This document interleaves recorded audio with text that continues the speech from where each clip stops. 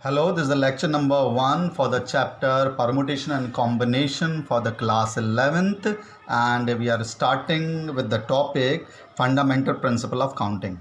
Now, what is the fundamental principle of counting in permutation and combination? Let us take an event can occur in n different ways, following which another event can occur in the n different ways. Then the total number of occurrence of the event in the given order is m into n ways. That is, suppose there is an event which is occurring m times, m different ways, and another event is occurring n different ways. So the total number of ways they can occur together is m into n. This is the fundamental principle of counting. Let us take an example. Let us take there is a hall. Let us take there is a hall in which there are 2 entrance gate and there are 3 exit gate. So in how many ways a person can enter this room and go out? In how many ways a person can enter this room and go out? So how many ways are there? Let us calculate. Now he can enter from the first gate and go out from the third. This is the first way. Second way, he can enter from the first and go out from 4. The third is the number of he can enter from 1 and go out from 5. And another way he can enter is he can enter from gate 2 and go out from gate 3. He can enter from gate 2 and go out from gate 4, and he can enter from gate 2 and go out from the fifth gate.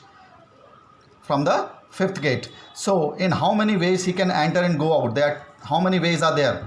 There are total 1, 2, 3, 4, 5, 6. There are 6 ways he can enter and go out. Now how can we do it directly? Now because the first event is happening n times, means 2 times, and the second event is happening 3 times. Then the how many ways he can enter and go out? That is 2 into 3, that is 6 ways, and we have already calculated that there are 6 ways that he can enter the hall and go out. So this is the fundamental principle of counting. If an event is happening, one of the event is happening n times and another event is happening or occurring m times, the total number of ways the event can occur together is m into n. That is, we have to multiply the ways they can happen together and we'll get the total number of ways they can happen together. So this is the fundamental principle of counting. Now after that we have a factorial notation. Now what is a factorial notation? Factorial notation is denoted by this exclamation sign or this like this sign. That is the notation n factorial, or this it is spelled as factorial n, and it represent the product of n natural numbers. First n natural number, that is suppose we have n, then you have to multiply all the natural number preceding it. That is, if n factorial is equal to n into n minus 1 into n minus 2 into n minus 3 up to 3 into 2 into 1, this is the n factorial. And we read this symbol as I already told you, that is factorial. So this is n factorial, means n minus 1, n minus 2, n minus 3 up to 3 into 2 into 1. That is, you have to multiply this number n by all the preceding natural number up to 1. So what is 1 factorial? That is 1. 2 factorial is 2 into 1. 3 factorial is 3 into 2 into 1, and so on. 4 factorial will be 4 into 3 into 2 into 1, and so on. So we can define 0 factorial will be equal to 1. We'll prove this value 0 factorial is equal to 1 when we do the combination topic.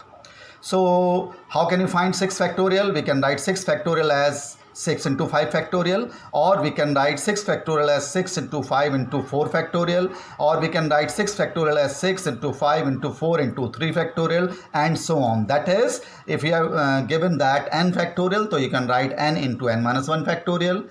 You can write n factorial as n minus 1, n minus 2 factorial, or you can write n minus 1, n minus 1, n minus 2, n minus 3 factorial, and so on. That is, when you have to add the factorial, you have to put the factorial sign at the last factor. So this is the meaning of factorial notation. Now we are starting with the exercise 7.1, which is based on the fundamental principle of counting. Now what is the question number 1?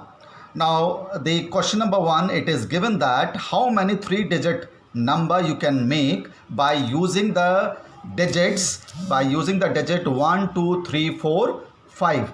1, 2, 3, 4, 5 when the digits can repeat, where the digit can repeat. Repetition is given. If it is not given in the question that the repetition is allowed or not, it means the repetition is allowed. So how many 3-digit number we can make? Though let us take, we have taken 3 places: first digit, second digit and third digit. 3-digit number you have to make. So the number of ways to fill the first digit, that is either this digit or this digit.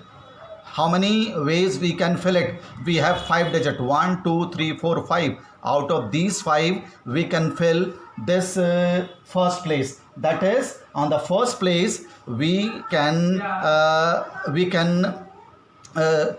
have option to fill this place is 5. So the number of ways we can fill the first place is 5.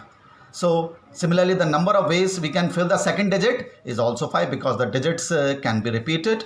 Now number of ways we can fill the third place is also 5, because the digit can be repeated. So by fundamental principle of counting, total number of 3 digits number we can make is 5 into 5 into 5, that is 125 numbers we can make out of the digit 1, 2, 3, 4, 5, and the number should be 3 digits. So we have done this question by using the fundamental principle counting. That is, for the first place of the 3 digit we have 5 option, for the second place digit we have 5 option, and for the third place digit we have the 5 option. So the total number of 3-digit number we can make where the digit can be repeated is 125.